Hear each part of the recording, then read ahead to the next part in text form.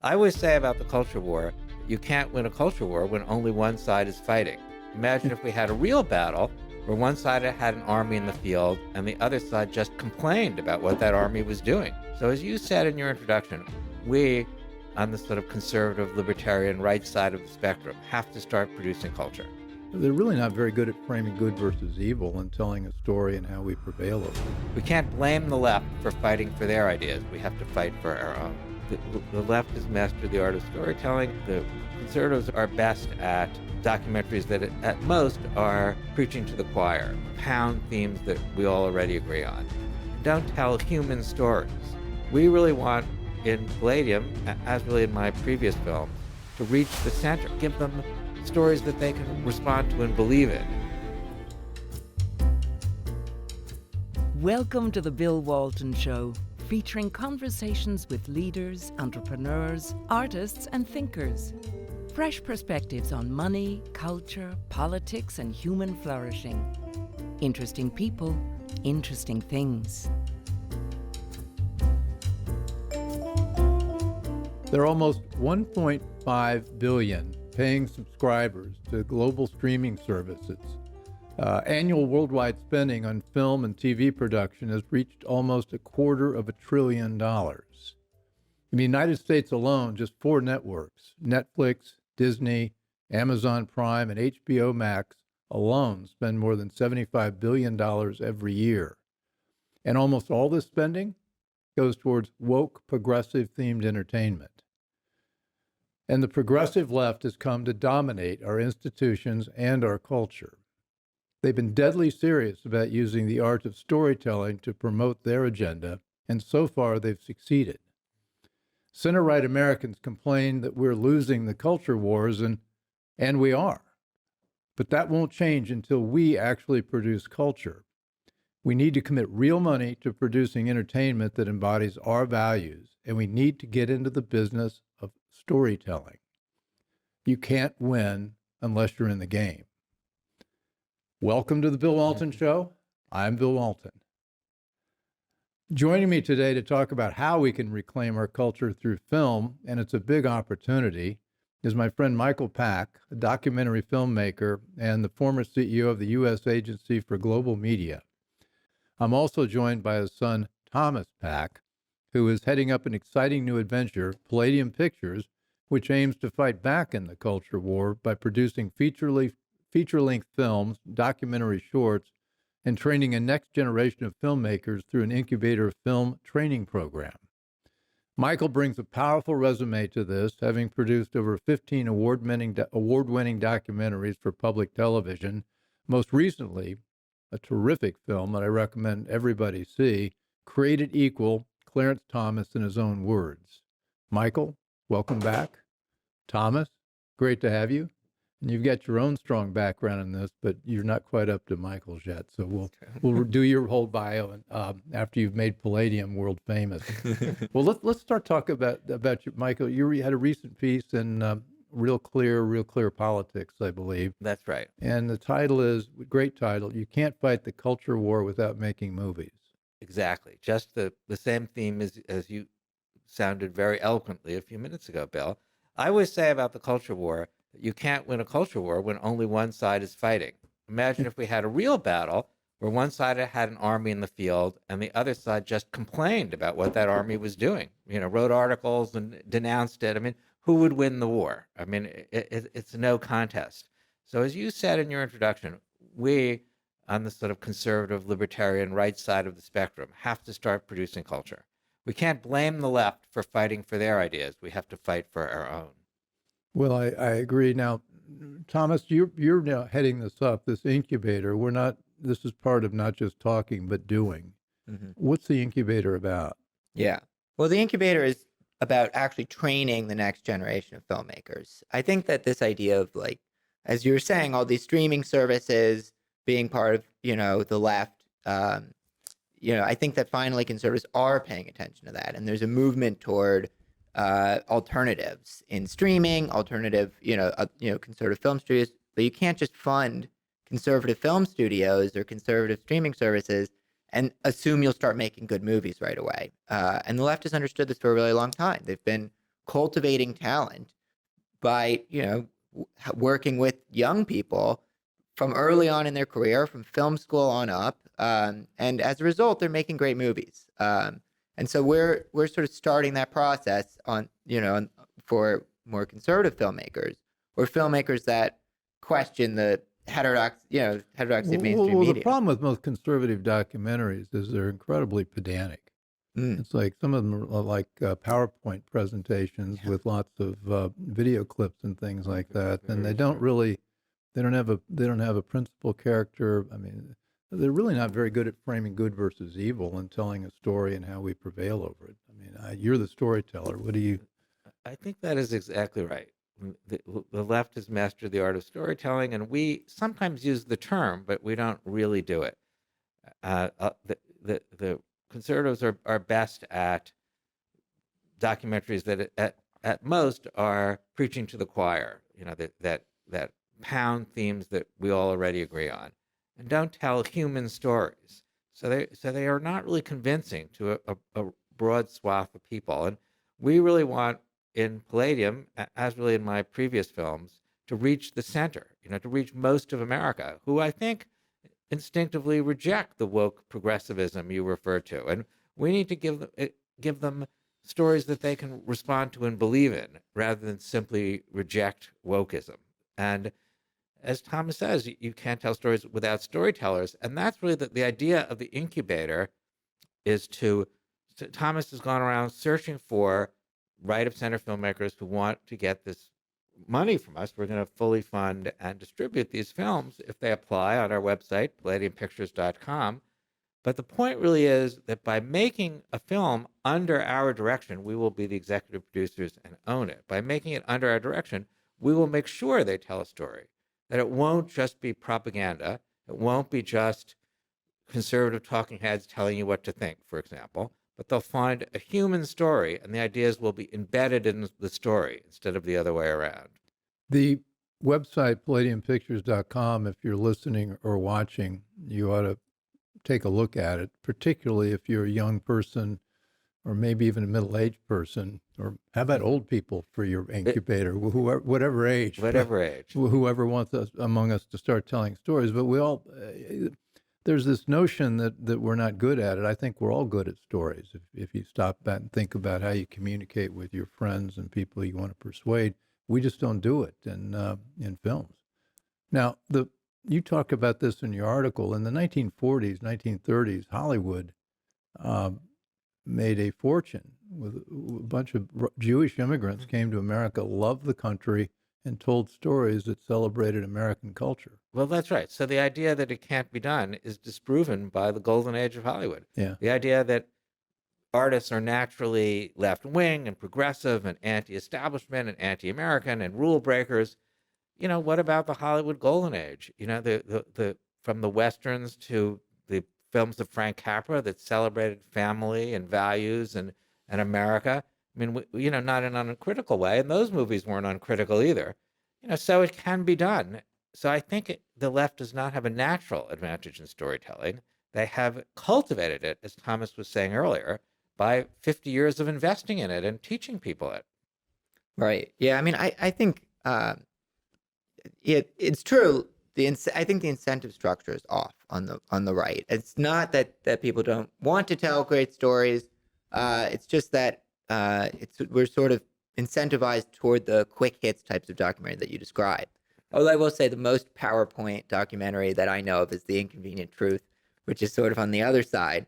But I think that but all of its models were flat wrong. That's possibly Except true. for that, it was a great story. Except for being wrong. It actually lacks storytelling elements. We always say in documentary, it's a mixture of real journalism, which means actual thoughtful interview all sides, get the whole story, and real cinematic storytelling where you have to understand characters and plot and bring your audience along. And that's a hard thing, I think, for a lot of people to digest and to do both. And it's not really correctly incentivized on the right, even though we do have this long history of film, and also in the arts. I think it's a great history of conservatives, from Michelangelo and everybody else. We appreciate aesthetics and what makes art great.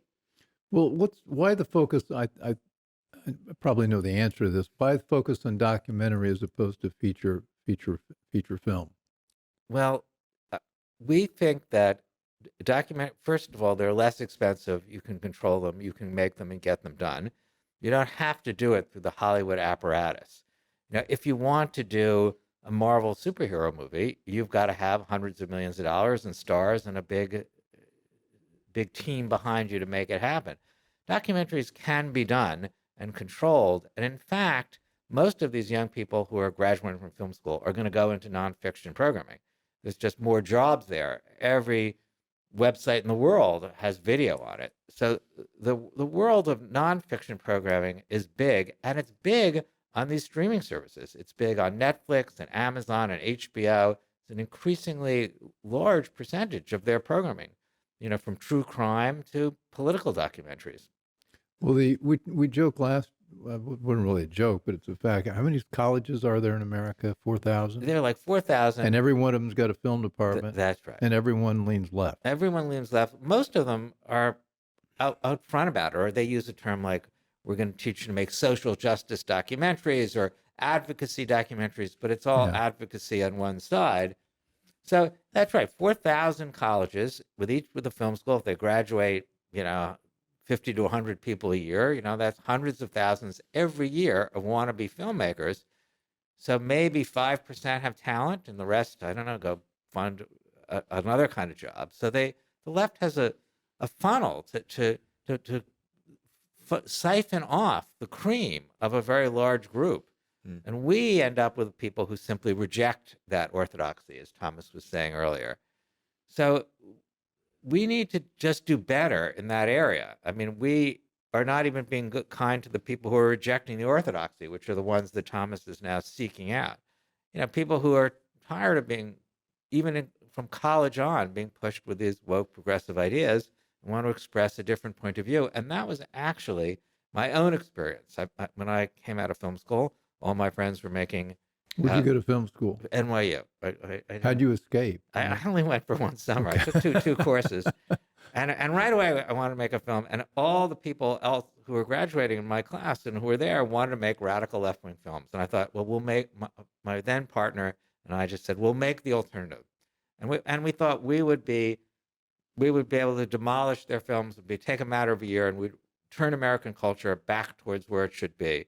But as you know, Bill, we didn't actually succeed in doing that. Work out. And it didn't really work out. Well, you personally, though, were very successful. I managed to do it, but it was a harder process than I thought. And I have not yet given up. But we want those same people like myself as a young man who rejects the orthodoxy. They're being pushed and want to make a film and don't have a vehicle to do it. Thomas has scoured the country looking for those people, young people predominantly, but as you said, Bill, they don't have to be young. This is the Bill Walton Show. I'm Bill Walton. I'm here with Michael and Thomas Pack. We've got a very interesting new venture called Palladium Pictures.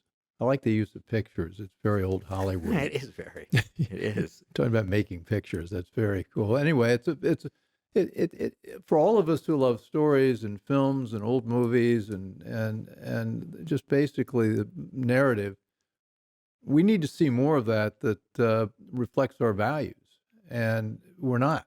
And I think about Avatar by James Cameron, where the villains basically were the human race, and it was a very environmentally correct movie, but nevertheless totally one-sided and a point of view I think that a story needs to be told from the other side, and you all are going to be set up to do that. Now, it seems to me that the key though is high-quality content. Because we can all dream that we're going to make a great movie, but then the idea of thinking about we're going to do it and doing it, how do you teach storytelling? And I want to give you a little credentials on this because you made a terrific film, Rickover, about the admiral who invented really the nuclear submarine and the fleet. power plant even. And the power plant in it. And I think I sent you an email. I'm so glad you got Buster Scruggs to star in. Who's that? Tim Blake Nelson. He was a great Admiral Rickover. He was great. But what you did with that is you not only did the documentary part explaining, but you made it a really good story. That's right. You have to. each project has its own form, and you have to find it, and that's sort of the work of storytelling. Like as you say, my Rickover film, which is still streaming on Amazon, it has a lot of dramatic recreations, whereas the Clarence Thomas film, we simply let Clarence Thomas speak. So we found the form appropriate to the story, and filmmakers need to do that work. So when the people we accept in the incubator, we will make sure their stories meet our standards. And I say too that they have to actually start with a story idea. I mean, there are so many conservative films that simply have a thesis that they're proving, but a thesis is not a story, and a thesis with a series of anecdotes proving it isn't a story. Story is something that happens to a protagonist that over time. So they have to start with an idea like that, and we have to help them find the story. I mean, that's the mentorship part of it. We will not let those films be released until those young filmmakers have done the work of finding the documentary and narrative truth. Is a story almost like the hero's journey? Yeah, a hero's journey, I think, is clearly one type of story. Yeah. Right. So Hollywood is very focused on that. You can't, as soon as you cross into the border in Los Angeles, they give you those books about that, and that's good. I mean, it's a kind of focus, but there are other ways of telling other things that are a story. But at least a hero's journey has those basic elements. Got a hero, precipitating event that causes him to go into action. Things happen to him or her over time, and then there's a climax and a conclusion. That is a kind of story, rather than you have a thesis, even one that we agree with. Like as you say, like environmental issues are wrongly covered in the media, and you don't want to just then have a series of criticisms of environmentalists. You have to find a way to make that idea come across through someone's story. Yeah. I mean, I think also the mentorship element, there's something you left out when talking about why we picked documentary, is the really obvious reason we picked it, which is that you are a very established documentarian and can be a good mentor. And so an example, most recent film was about Clarence Thomas. As you say, we let him tell his story. And you worked on that. I did a little bit. I was working full-time elsewhere, but I was on set at a couple of his interviews, which was really an amazing experience. But, he tells his life story. Clarence Thomas's life story, luckily for us, has multiple arcs. Not just does he rise out of poverty, but also other twists and turns happen to him. He developed an ideology in an interesting way.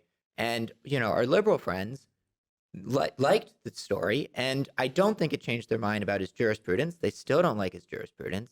But at the end of the day, he was in the news again recently, and they viewed him as more of a human as a result. And that's, I think, because they were pulled along by the great storytelling. I think it's very important in narrative film. We do need to be making the next Avatar films. I think that it's clear that often the subtext of, the big feature films that are coming out is what's affecting the culture. I mean, just look at, how abortion has been portrayed in film over the past few decades and how that's affected people. But we can't really teach narrative as well as we can teach documentary. And it's so common in documentary for people to just go for what they think is the easier film to make. And that is the film that doesn't take story seriously and doesn't take its viewership seriously, and doesn't try to actually affect and change minds, but just, goes for quick hits. What kind of budget do you have to produce each film that comes through? For the incubator? Yeah. So these are 5 to 15-minute shorts. So we believe in learning by doing. So we will be funding 5 to 15-minute shorts for up to $30,000.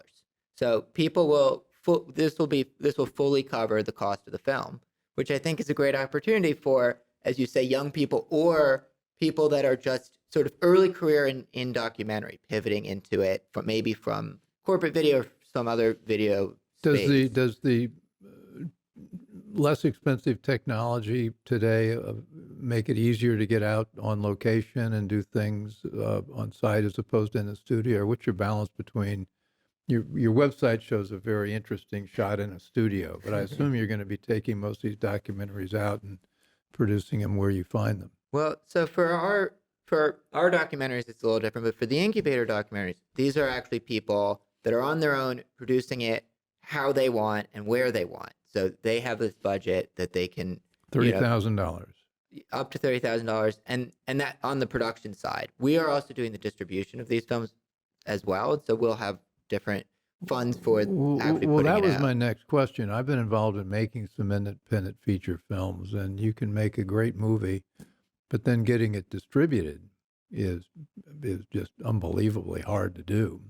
And with the demise of the neighborhood movie theater, particularly after COVID, I mean, that whole industry seems to be tough to break into, even with high quality content. Well, we have one set of problems for, we are, as Thomas just said, I'm still making longer documentaries and short documentaries at higher budgets.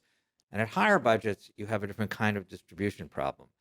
These relatively inexpensive shorts by sort of beginning filmmakers, we can give them a kind of distribution that would at least start their career. We can get them on major media websites that are right of center. We can get them a kind of attention that they wouldn't get if they're, say, in Indiana somewhere and they're just trying to make a film.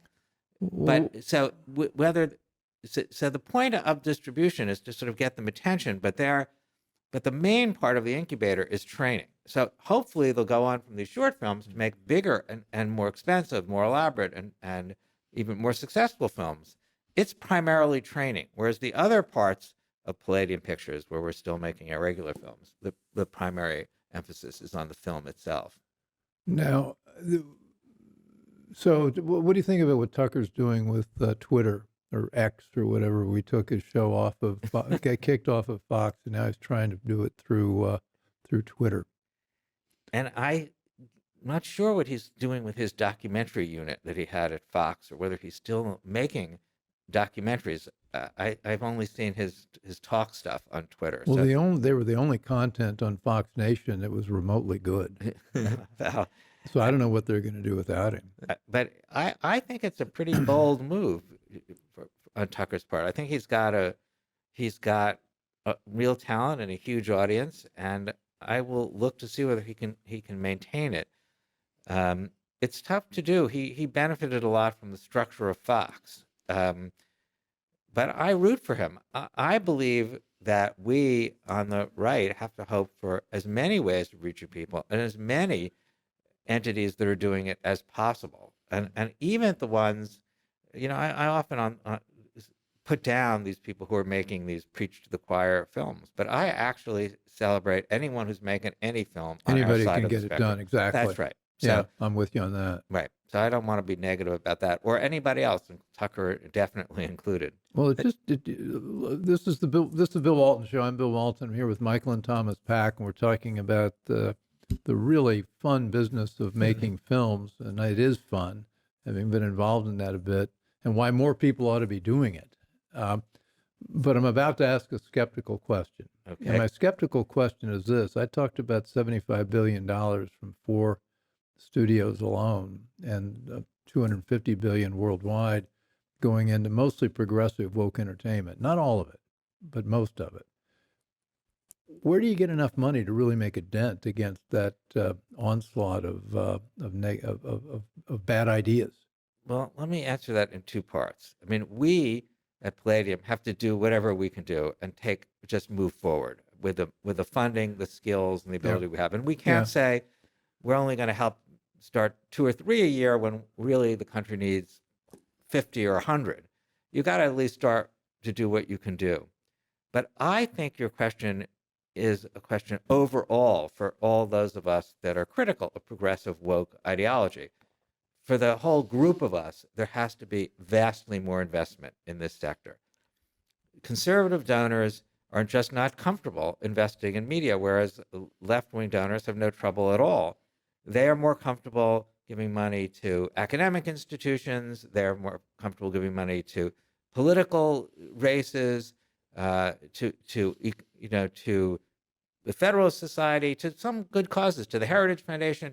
So they are not comfortable funding film and television, and they have to get comfortable and really up their contribution by a huge margin. Well, I share your view, though. I think most of the money goes into conservative organizations that preach to the choir, and they don't really move the needle for the larger culture.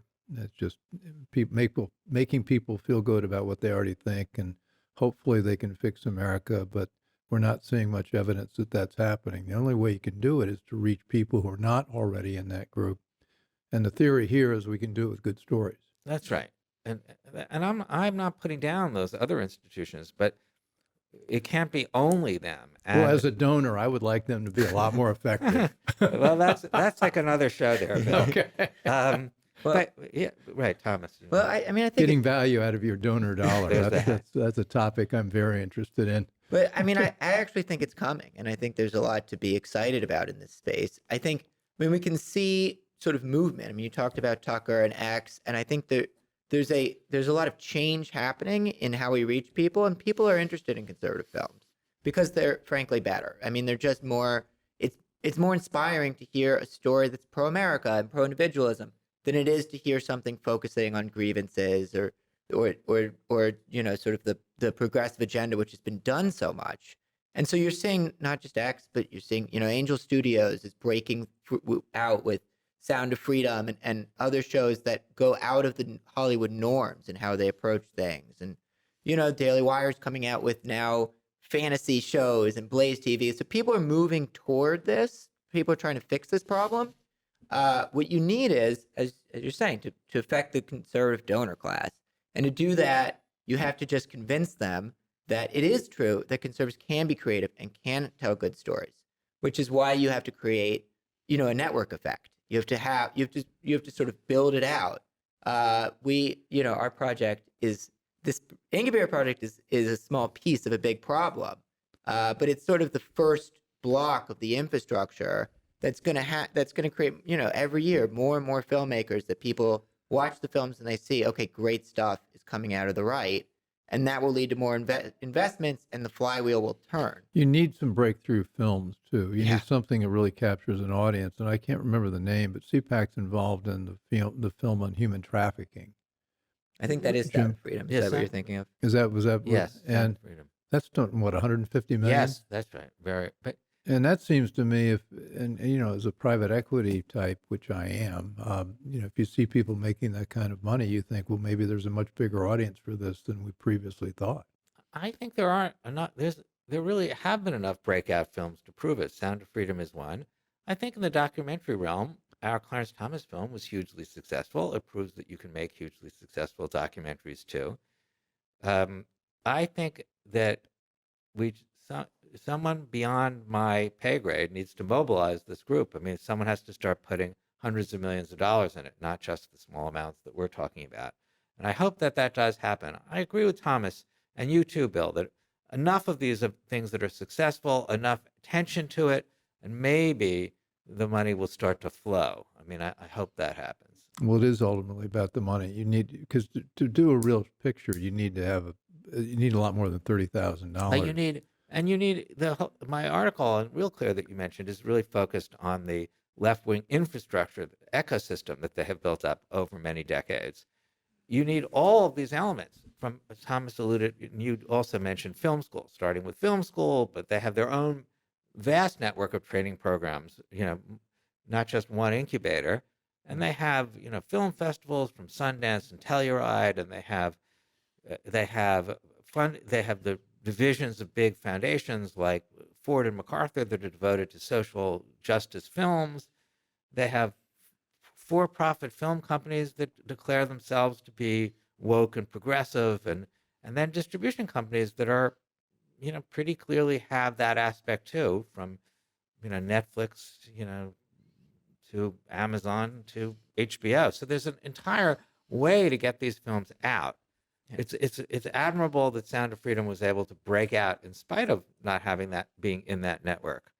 But we need to build some of these other less glamorous institutions than just producing, you know, distribution, right, streaming, and I hope that there is interest in doing that. Just to plug your article again, it is on Real Clear Politics, and it came out last week, recently, and it's a very Yeah, September 11th. That's an auspicious date. Yes. And it really goes through this whole story about how we can succeed and why we need to succeed. So, how have you raised your money for your previous documentaries? Have those been funded by NPR, or are those been funded by wealthy donors? Well, both. We've had some from wealthy donors. Our film that our last film that was funded by public broadcasting was this film called The Last 600 Meters, which was principally funded by the Oh, yeah. Corporation for Tell Public that story. Broadcasting. That's an interesting story. Well, we did this film several years ago about the biggest battles in Iraq, Fallujah and Najaf. And we tell it as a battle story. It is not ideological. It's just from the point of view of the people, firsthand testimony of the people who fought there, from corporals up to sort of the one-star general in the field. And it's a great story. Whether you agree or disagree with the war, these young men and women are heroic. And although that was mainly funded by public broadcasting money, Corporation for Public Broadcasting, PBS declined to run it. It was just too pro-military for them. So it never happened to me before, and they had money in it. And we could never get, on the other hand, and I tell the story a little bit in the Real Clear piece, conservative donors who we then went to felt it was not ideological enough. Like they said it needed a call to action at the end. It needed to take a stand on the war. Whereas, PBS was right. You could really see what these young men and women are like without my actually telling you by watching the film. So we still hope to release that film, actually. I think now that Ukraine is at war, and now that Israel... Well, the left has moved into a very militant mode now. I mean, they're even, look at Ukraine. I mean, well, I feel our film is... That's right. And it's going to be, Israel is going to be engaged in urban warfare, not dissimilar from Fallujah in the next week or so. And that's a punishing experience with its PR problems that are illustrated in the film. The film is not, pro or anti this kind of war. I mean, we've had originally both people who were very pro the Iraq war, like Richard Pearl, thought it was great, and people who were against the war, like Steve Bannon, also thought it was great. And they felt it buttressed their arguments. So it's not, but my take is if we're going to be involved in this and our allies are going to be involved in it, let's at least understand what's involved and what the cost is. So let me circle back to our initial thought about the incubator and the teaching people how to tell stories. How are we going to do that? Right. Well, I mean, there's sort of two elements to it. I mean, I think part of it is, these ideas that we have had and that you've cultivated over many years in making great documentaries, understanding storytelling elements and understanding how to we're in a unique position that we sort of speak to the center left because films have been on PBS. Another part of it is the other thing you get out of film school beyond the technical skills is you learn by doing while you're there, and you're part of a system. I mean, this is a hard business, actually, even if you are on the left and you have this ecosystem. But the way it works is, the film professors that have had success in film, they come back, they teach, and then they pick the best people and they move those people along. And then talent, feeds off talent. Good people are around each other and they learn from each other, and they pair good producers with good directors. It's a whole system. And it works fabulously. And, as you're saying, there's lots of great movies coming out of the left, but they're kind of at a sort of moment of weakness right now in a lot of ways. People are looking for something new. So, I mean, the way we'll teach them is that people are going to have a chance to make their films. We're looking for producer directors, people who can demonstrate in their application. Now, where do I find your application on the website? Right on PalladiumPictures.com, we've got a giant button. You got a giant incubator. button, apply here? It says incubator. Okay. And so you can click that, you can read all about it. Incubator, apply now. Do you have an age requirement here? I'm getting back in. I think I may go anyway. So it's got all your background and your social media coordinates, and you've got a description here of the film that you want to shoot, your elevator pitch, and then the philosophy about what you want to be doing. Yeah, it's in a budget overview. It's interesting. So it requires somebody who's already thought about this a fair amount, but it's a great structure. Right. I think that's a key piece, is that this particular program is for people that are producer directors. So they have to demonstrate that they have talent and that they can put together a crew, because we're investing in them and we're making, they need to be able to complete a film with our oversight as executive producers.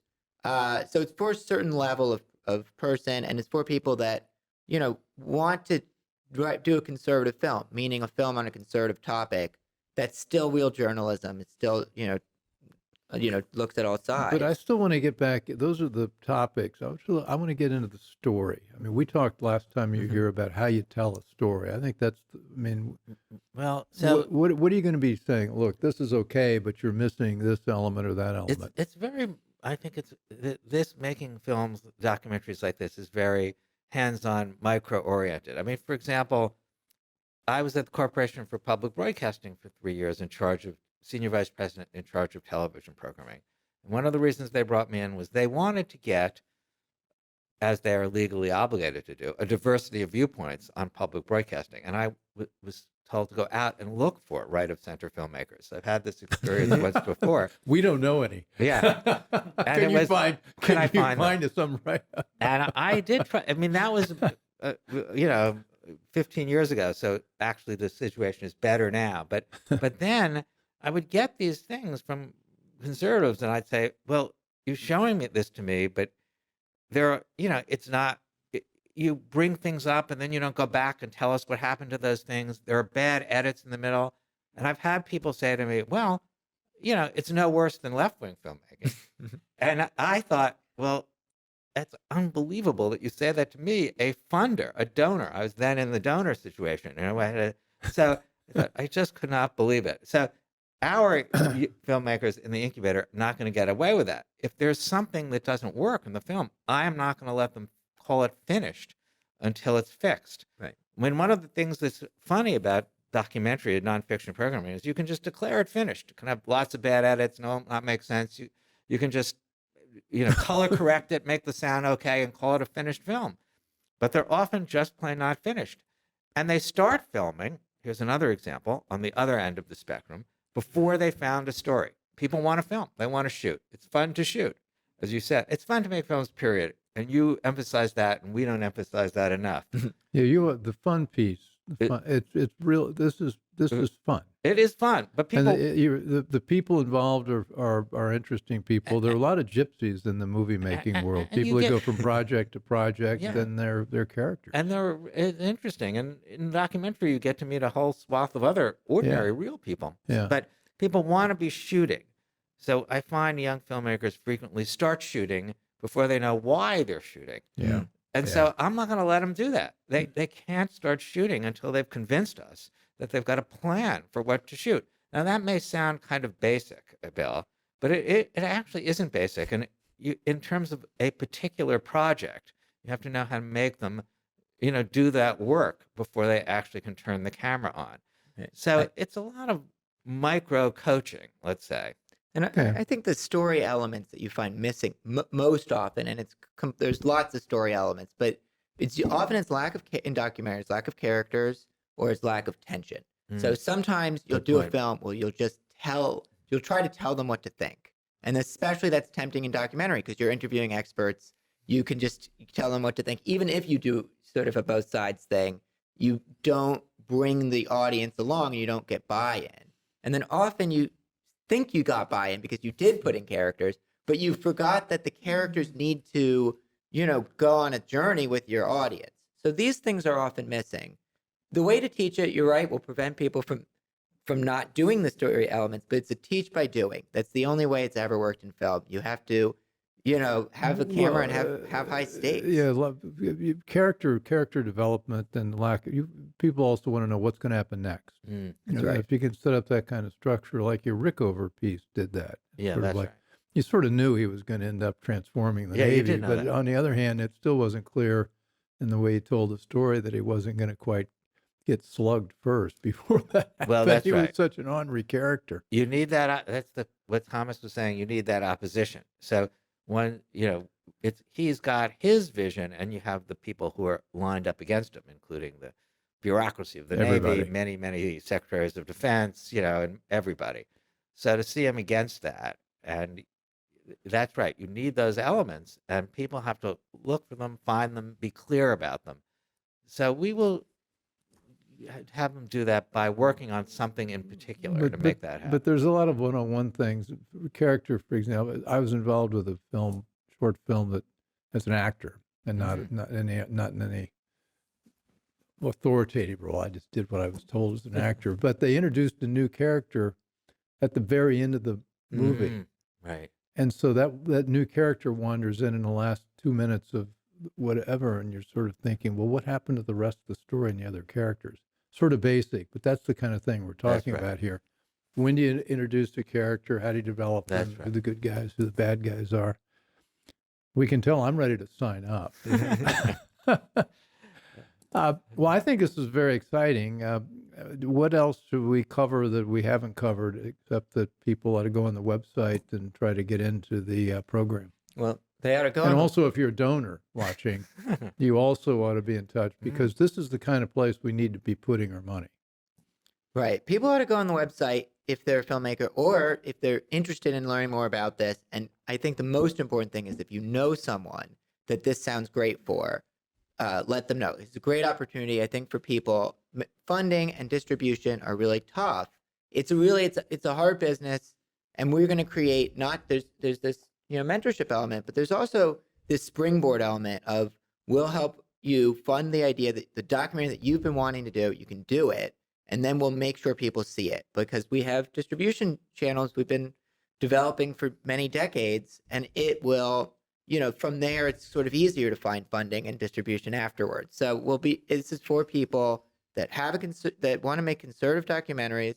They know how to produce and direct, and they can sort of demonstrate that. And it's embedded in what you're saying, but I think what we're also saying is that being a creative is a lonely business. It really is. It's hard. It's lonely. You're never sure whether you've got as any good. And if you're a conservative creative, it's even worse. And so with this, you can find kindred spirits. That's right. People that are facing the same creative challenges, but who also share your value system. That's unusual. Right. And we're committed to doing this every year. So we'll have every year a growing number of people who've been through this program, and they'll have the fellowship they get from being with their specific cohort, but also they'll be part of a network. I need a bigger number than what you're offering, though. You do, yeah. Well, we'll get there. I mean, I think, anyway, I'm just having fun. But anyway, I'm so happy you're doing this. We've been talking about this for a couple of years now. It's finally happening. Yeah. And you've lured a very talented young man to run it. Indeed, he's really kickstarted it. Thomas has. So that's right. Well, Thomas, great to meet you on set, and I'm looking forward to being involved with you guys as you develop this. Absolutely. Great. Thank you, Bill. Thanks for having us. Final words, Michael? Well, I also suggest that people watch the films, the previous films. As you said, the Clarence Thomas film is streaming on Amazon and elsewhere, and the Rickover film also on Amazon, called Rickover: The Birth of Nuclear Power, and hopefully the others will be back streaming soon too, the other 12 or 13. And we'll have more coming out in the future, so follow along on social media. That's right. Keep up with us. Our new projects are described on the website. Great, fantastic. Michael and Thomas Pack, filmmakers extraordinaire, creating a new studio called Palladium Pictures. Great name, and hope you'll all learn about it on the website and support their efforts going forward and watch their movies when they come out. This has been the Bill Walton Show. You can find us on YouTube, Rumble, Substack, all the major podcast platforms. We're on CPAC now on Monday nights, and please subscribe to our emails if you haven't already done so, and encourage your friends to do so. Like-minded people. We're a growing group of people interested in the same ideas and fixing our culture. And I hope you found today's program a worthy effort in that category. So thanks for joining, and we'll be talking soon. I hope you enjoyed the conversation. Want more? Click the subscribe button or head over to thebillwaltonshow.com to choose from over 100 episodes. You can also learn more about our guest on our Interesting People page. And send us your comments. We read every one, and your thoughts help us guide the show. If it's easier for you to listen, check out our podcast page and subscribe there. In return, we'll keep you informed about what's true, what's right, and what's next. Thanks for joining.